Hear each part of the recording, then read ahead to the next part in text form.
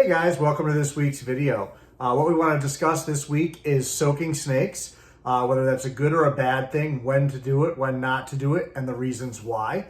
And we are also going to discuss hydration in snakes as a little aside from that, and also setting up hatchling short tails and blood pythons specifically. I have discussed that previously in another video, but this one kind of ties in, and some of the members have asked for that, and so that's what we're going to do. Stay tuned to the end of this week's video.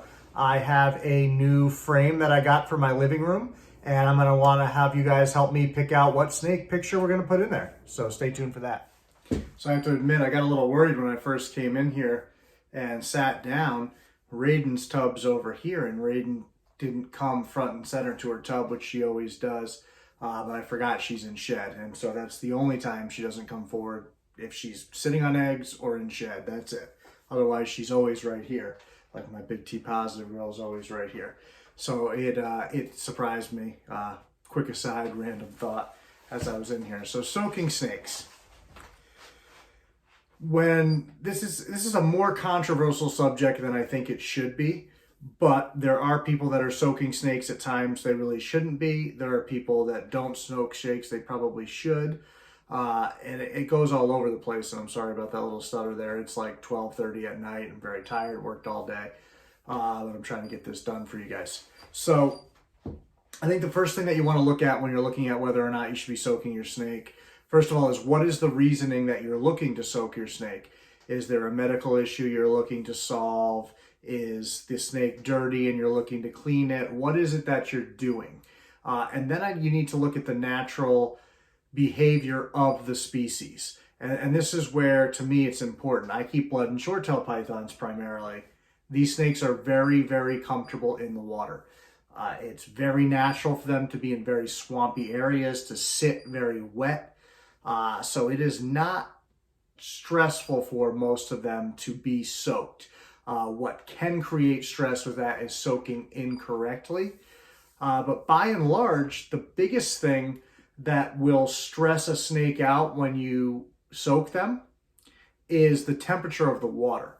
And so what I like to do personally is temp gun my animal, see what their body temperature is sitting at, have an idea of what the ambient temperature in the room is that they're in, or their enclosure, whatever it is, depending on how you're heating and set up.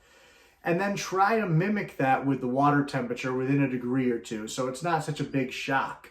A lot of people try to just temp the water with their hands and go, oh, this feels okay. You're probably going to be more than 1 or 2 degrees off in most cases doing it that way. And so you're putting the animal immediately from one situation into another, which can create shock within its body at the rapid temperature change. And especially if the water, well, first of all, water that's too hot is dangerous, because too hot for a lot of species of snakes can cause a lot of serious issues, sometimes permanent damage, even death, that you cannot undo. So you don't want to be too hot. But being too cold as well is not good for them either. And you have to kind of think about how water versus air works. So when something's too hot or too cold, when it's air, there's a little bit more tolerance, a little bit more room for error for a longer period of time than with water, which is the same reason basically you see people get hypothermia in water, whereas the same temperature of the air would not do that to them. The transfer of heat doesn't happen as rapidly as it does with water. So you always want to keep that temperature within a couple of degrees of that animal's body temperature. And that's going to make them very comfortable in there, because it's not really a transition for them other than all of a sudden they're submerged in water. If it's a species that naturally is used to that, then that's not really going to be a stressful situation. It's also important to consider the stress level of the individual animal. So if you're soaking an animal that's very high strung, maybe using a bin that is not transparent is a good idea, so that they're in there, it's dark, they can just chill and relax. Transparent container is fine for a snake that's a little bit more confident and not as likely to have an issue. As far as species that I soak versus what I don't, you could soak short tails in a recreational sense because they're so comfortable in the water. I would not do that with a ball python. There's really no pictures, any records naturally of finding those snakes in water sources. They are capable swimmers, so they are very capable of going into the water. And if you are soaking for a medicinal reason, then that is something that you look at the pros and cons. And something like mites soaking can help with, something like stuck shed soaking can help with. There's a few other issues like that you might do. Dehydration, of course, is one where you're trying to hydrate an animal that maybe isn't drinking as well as it should be or as often as it should be. So those are reasons you would look to soak a snake. And you have to take that into consideration, what species it is, how long you leave them in there. Short tail, some of them will put themselves in their water. The best option that we have available is giving the animals a space where they can soak on their own in their enclosure. Now, if you look around a lot of my enclosures, I don't do that with a lot of my snakes. My olive python, yes. My white-lipped python, yes. Those are two snakes that are very, very prone to dehydration if they're not kept right. So I like to give them large water sources, one that keeps them hydrated all the time. If something happened to me for 4 or 5 days or even a week, they're fine because they have plenty of water. Obviously, you want to change it more often than that, but in an emergency, something's better than nothing. And those animals can fully submerge if they want to. I have never, ever seen the white lip go in his water, ever. I've seen him drink. He definitely drinks, but I've never seen him enter the water. Not his thing. The male olive python loves the water. The female olive python loves the water. They'll go in and out of the water from time to time. The female I can put in a soak bin and leave the top off, and she's not going to go anywhere. 9 times out of 10, eventually she might get bored and go check something out, but she really loves soaking. So it depends on the species, but if you can afford them a large enough space to soak and it's safe to do so for the animal, then by all means, that's the easiest route. Let the animal dictate what they need when they need to. There may also be times where we have to make that decision for them. But you see a lot of people just putting their snakes in the bathtub, ball pythons and stuff of that nature, just for recreational purposes. I don't think that's a good practice. Are you going to kill your snake doing that? Probably not. But I always look at the stress that we're creating for these animals. Is it necessary? Is the ends justifying the means, where you might stress them out a little to save long-term stress? Recreational bathing for a species like that, I don't see the benefit there for that. Give them a bowl large enough for them to do it themselves and let them dictate that.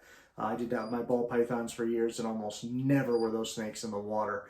The only time I really would see them in the water is if they really destroyed their cage and soiled it and they wanted to just get away from that. They would sit on top of their water dishes or flip them over and sit on top of them. But didn't really see those snakes soak very often. Quick aside on that, if you do see a snake, you have a snake, their behavior is typically not soaking, and all of a sudden they're soaking often, start looking for reasons why. Reasons that snakes will put themselves to soak when they don't normally are mites. They could be going through a shed cycle. You may have given them a larger than normal meal, and that sitting in the water with that whole weightless effect just takes some of the pressure off their body and is more relaxing for them. Maybe there's an issue that they have health-wise. Just always be paying attention to your animal's behavior and any sudden changes that are unexpected within that. Another time that I bathe snakes, especially my short tails, is after they lay eggs. So the females are very maternal. They have the instinct to stay with their eggs until they hatch. And so that egg smell is all over their body.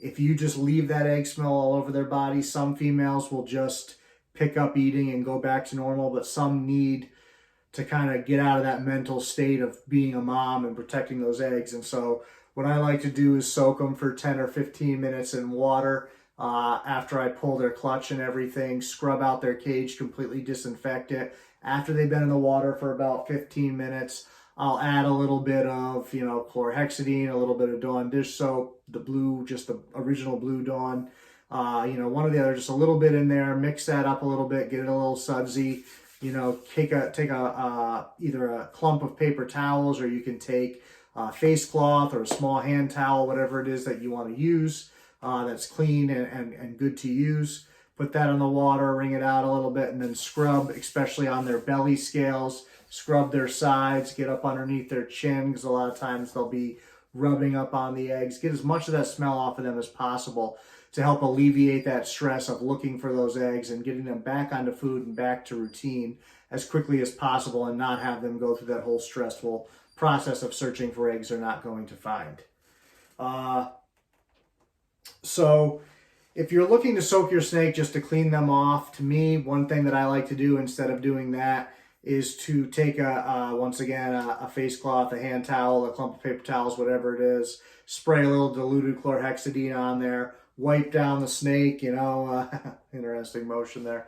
Oh, well. But like that, you know, clean the snakes off and then just take a rag with some water or paper towels with some water and go back over and wipe that down. Just get them nice and clean. And that usually works unless they are really like stuffed down in their scales and stuff like that. But just for a routine, like went through their poop and did a little artistry, that usually works well without having to go through the whole soaking process. So that's something that I do. Now, another reason that people, especially with bloods and short tails, if they're holding on to stool for long periods of time and you feel that point where there's urates kind of blocking its exit, you can swim them at that point. And so you want to soak them in a space large enough to encourage movement. It's not just the soaking, it's the movement that really helps move that stuff through. So in that case, you might fill up the bathtub with 6 or 8 inches of water. Monitor them, obviously, while they're in there for 2 reasons. 1, you don't want them getting out and getting loose. And 2, you want to make sure that they're staying safe and above the water like they should. It's okay if they swim under the water a little bit and come back up. But, you know, you don't want them to obviously drown themselves, which is very rare with a snake like a short tail. But still, worth keeping an eye on. Be safe because, you know, even if you're that 1 in a million, it's not going to feel good. So you don't want to be that person. So that swimming, that motion, a little light massage usually helps clear that up. That's a time that I would definitely soak if you're concerned that something is stuck in there. But those are the main reasons that I think soaking is beneficial and the main criteria I look at. Biggest thing, like I said, is temperature, security, all that. So while we're talking over here, I have a snake who's been soaking in here, and we'll open her up here. Let me move this stuff. I just don't want to spook her. She's in her own little world, you know. So she's just chilling in here in the soak bin. That's one of my female T positives. And you can see she's not flying out of the water. She's not uncomfortable. She is looking at me like, what the hell are you doing? But she has a little bit of stuck shed in her back, so little soak's not going to hurt her. And as you can see, she's relaxed in there. She's not trying to jet out and escape because the water temperature was kind of, you know, set up for her specifically by me. And, you know, I put the top on mainly because I wasn't paying attention to her, but right now the top's off. So if she wants to come out, she will. And she's not because she's comfortable in there. And, you know, she'll probably stay in there for a little while. No big deal. So we'll, at that point, be able to wipe her down a little bit, get some of that loose, stuck shed. I think people go both ways with stuck shed. Some people don't take it serious enough, and some people take it way too serious. Obviously, you always want them to clear out their face and eyes, eye caps especially, but you want their nostrils to be clear because that's going to help them, you know, identify food, do everything that they need to do. So having that face area clear is definitely the most important area. But if they have a strip on their back or something and it's breeding season and it's just because, you know, they're really focused on breeding, or it's because, you know, here in Connecticut, we go from like 100% humidity to 40% overnight sometimes, just one day to the next, the way the weather swings here. So during that time of year, it's really difficult to get everything dialed in perfectly because you're constantly fighting these massive ups and downs. And you'll go from, oh my God, there's mold on the walls of my snake room, to the next day, everybody's having bad sheds. And so oftentimes as winter's balancing out, as the heat's running more, as the room's drying out more, the house is drying out more, you have to really kind of adjust for that. And so as long as it's not like super stuck and you're not getting multiple layers, sometimes it's less stress on them to just kind of let it come off with the next shed cycle as long as it's loose enough. If you have a good relationship with your snake, then you can sit there and work at it and take it off, and they'll usually let you. Sometimes they'll even get into it and kind of help you by moving around and helping to shift it off. But very comfortable in the water. And she's not even one of my most comfortable in the water. A lot of my Sumatrans, man, they will chill in there. And You know, I have some of them, I'll set them up in the living room to soak while I'm watching TV, and they'll be, you know, within my eye line, so I keep an eye on them. But you'll see them, they'll come up, they'll put their head on the edge of the soak bin, they'll watch me, just hang out in there, go back, soak, come up, look, see what's going on, go back, soak. And they'll stay in there for 45 minutes to an hour with no cover on, nothing keeping them from leaving, but they're just so comfortable in there. And so if you have a snake that's that comfortable in there, you set it up right, not a big deal to let them soak. If you have a snake that's very manic, it just wants to get the hell out of there, forcing them to soak for a long period of time for no good reason really doesn't make sense. So with that, we'll head on to the next segment. Stay tuned. So when it comes to setting up hatchling blood and short-tail pythons, I like to keep it simple. I'm going to keep them on paper towels. We're going to use a 6-quart tub. Obviously this tub's not clean. I'm not really using it right now. We're just using it for the video. I don't have any hatchlings at this stage of the game. So I keep it real simple. Take the tub, I'm gonna put the paper towels in there. And then, you know, what you're going for is keeping the animal hydrated and keeping them wet. And people fear keeping them wet because they worry about scale rot and things of that nature. What that really comes from is wet and dirty, not wet in general. So clean and wet is not going to hurt these babies. Now, obviously, you don't want to keep them in so much water that there's a risk of drowning or anything like that. So you can see I just put my paper towels in here. You know, I got them held pretty good the way that I put them in so that they're held in place. Obviously, we're going to offer the animal a water dish right from the get-go because you want to get them accustomed to going to that water dish to drink. The biggest thing to keep in mind is that snakes are going to seek out security a lot of times above all the other resources that they need to survive. Especially when they're young, they're nervous, everything is new. So they may not seek out that water dish and drink. And so by keeping them wet, no matter where they are able to drink something. And so that helps in hydration. You want to keep an eye on the babies and make sure they're staying hydrated. So as far as how wet I keep it, I got a little water here in a container. I'm going to pour a little bit in here. There's no exact recipe here. I'm looking for the paper towels to be basically at the point of total saturation, but, you know, not pools of standing water per se. So, you know, as you can see here, it's pretty wet. And if I tip it too far, it's gonna spill out. So see, there goes the water on me and on the table.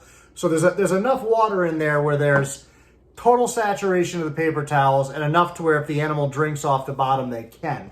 But of course, we want to have that water dish in there from the beginning so that they train themselves and learn that this is going to be the more permanent water source. As far as how long do you keep them wet? Once again, cleanliness is the most important factor in this whole process. So every single time that you've noticed that they've soiled it, whether it be urate, whether it be urine, whether it be, or whatever you want to call it, because technically it's not urine given how it passes through their system, but short tails and bloods pass a lot of liquid, even at a young age. Poop, whatever it is, you're going to want to get that out of there immediately, clean that, and reset them up. So I keep mine wet. I don't have a set timetable. So if a baby establishes really well, right out of the gate starts feeding, has had 2 or 3 meals, feeding really well, seems to be going to the water dish, I notice they're drinking, doing well, I'll pull them off of keeping them wet, but always keeping an eye. And if you see them start to look a little dried out, something's looking a little off, you can always go back. But don't do it too prematurely either, where the animal's not established and not doing well and not hydrating itself and doing everything that it's supposed to do. So that period of time that you're sitting them wet could be as little as 3 to 4 weeks, and it could be as long as maybe 3 or 4 months. These guys have their first sheds later than most species, so you're going to see bloods and shorttails shed between 3 and 6 months of age for the first time. And doesn't seem to be really any factor to that. You know, I've had ones in a clutch where there's babies that eat really well and ones that slow start a little bit. They all seem to shed around the same time within a clutch for the most part, unless one's really not doing well for a long period of time and, you know, it takes 2 months or whatever before it starts feeding. Something like that, you might see a little bit different cycle. but they seem to cycle pretty close to one another in clutches, but it can vary from that 3 to 6 month mark. I would say most of mine probably go between 4.5 and 5.5 months. Right in that window is probably the most common time that I see. One thing that I do like to do when I'm doing feeding trials is clean them first, put a little less water than I normally do, still have them wet, but like a damp paper towel, not saturated, so that if they're eating, they can eat off of that and it's not sitting pooled in a puddle of water, sticking to the paper towel and increasing the chances of them ingesting that paper towel. So I like to do it that way. Once the food trial's over, I come in with my, trusty water jug I have in the room at room temperature there. My snake room is heated, so room temperature is not room temperature like your house. It's, 78 to 80 degrees in there. So I add that to the water, or add that to the tub, and they're back to how I want them. And then if they made a mess eating or whatever, you can clean that after. Not right away, leave them sitting for about 2 days. With babies, their metabolism's going pretty well, so 48 hours, you can safely move them, do what you need to do. Obviously, don't be jerking them around, handle them too rough. But that's the key with that, keeping them hydrated. These guys, you think you give them a water dish, you think the water dish is there, they're gonna handle it. Sometimes they don't. Sometimes they will literally find a good hiding spot and they won't come out, and they will dehydrate themselves and even kill themselves, even though they're in a 6-quart tub and that water's right there. So it's always paramount to keep an eye on your babies and see how they're doing. Watch their body condition. Make sure that the water level is going down, and not just because they're dumping it over, it's evaporating, but because they are drinking. Obviously, it's easiest if you see them drinking, but it's not always that simple. So just a good thing to keep in mind. If you do have a baby you suspect is not drinking, even keeping them wet, that's when you might soak a baby a little bit, put them in maybe a 1/2 inch or 3/4 of an inch of water, and really encourage them to take some in. Even if they don't drink per se, they're probably gonna get a little bit of their mouth just moving around in there. So not a bad idea. All right, any questions on that, hit the comments below and I will answer them as best I can. So as I said earlier in the video, I've got this brand new frame here, which you can maybe see. I just bought today. Not an expensive one, but I'm not a flashy guy. But I like having pictures of my snakes up in my living room. So I'll show you some pictures here in the video of the ones that I have now. Hi, Phoebe. You gonna be in the video? You say hi to YouTube? Got the dog over here, living the dream. So anyhow, I want to pick a new picture. So what I want to do is have you guys help me and have you vote. I'm going to give you a number of options. And what I want you to do is number the pictures. So 1, 2, 3, 4. Which one's your favorite? And then after a certain amount of time, we'll go in. I'll tally up the votes. We'll get a poster-sized print made of that picture, and we'll hang it up in the house. And you guys get to pick what's going to be on my wall. Obviously, I'm narrowing the choices down to things I want to look at, but I enjoy having it. And right now, I have Stevie, I have Incognito, I have Big Red and Orion hanging up. And Big Red and Orion are still here, but Stevie I sold to Jesse, and Incognito went back to Kara. So I have a couple of snakes on the wall that aren't here anymore. Not that I mind that, but I like to shift the balance a little bit and make it 60-40 instead of just 50-50 as far as what's on the wall. So get in the comments and make sure you list yours 1, 2, 3, 4. 1 being your favorite, 4 being your least favorite. So we can do it a little bit better than just vote for one and see who wins. This way we'll add up and tally the votes, and we'll announce it in a future video who won. So get down there and make your voice heard.